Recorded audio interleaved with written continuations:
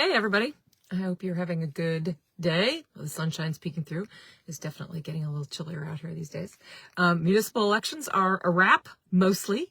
I am aware of at least one recount in Salisbury and a very close election for the Board of Selectmen. Maybe there are others as well. But for the most part, we had successful elections again. The northwest corner continues to turn out, and with turnout always above around 40%. I think around about the lowest for those who had largely uncontested elections. And for the towns that had contests for the first selectman seat, I think turnout was pretty close to, or 57+% in every town. So that's impressive. People show up.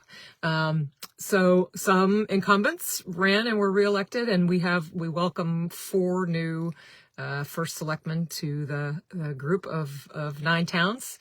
And I want to just particularly note that I've attended a couple of events right after, in the days following the election that were attended both by people who prevailed at the election and those who were disappointed by the results, who didn't prevail.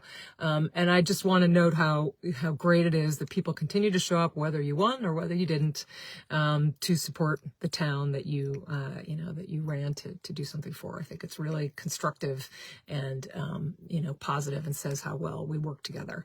I have been told that I have possibly the greatest political diversity in a district in the state of Connecticut, probably because I have 9 towns, so there's a lot of data to compare.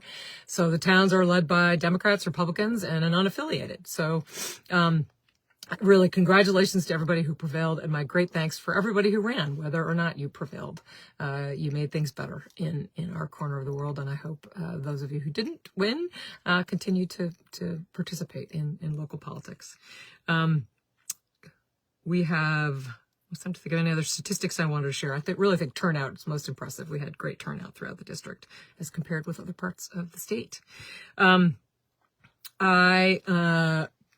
This week included ribbon cutting for the sidewalk project in Kent, which is something that when I was first elected, so it's been a long time coming, and it really is really impressive and really does contribute to the life of the town of Kent. So congratulations to everyone who worked on that.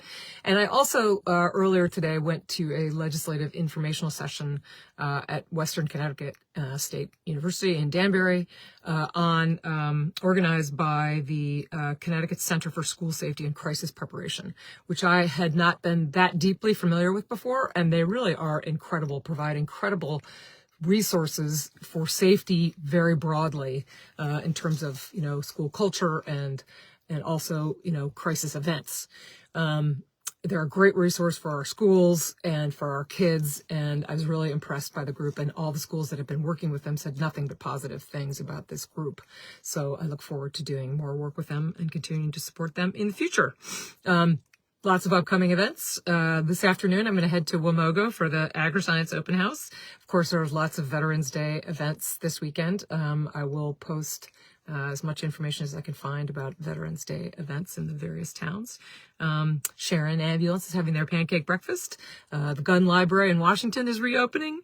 And then next week, I will be away for a few days attending a conference for fiscal leaders from it's the National Council for State Legislatures. So people from across the country talking about budgeting and the fiscal outlook and how AI works into that. So I'm looking forward to that. So I don't know what that means for the timing of next week's newsletter, but stay tuned. And I hope you have a great weekend. See you soon.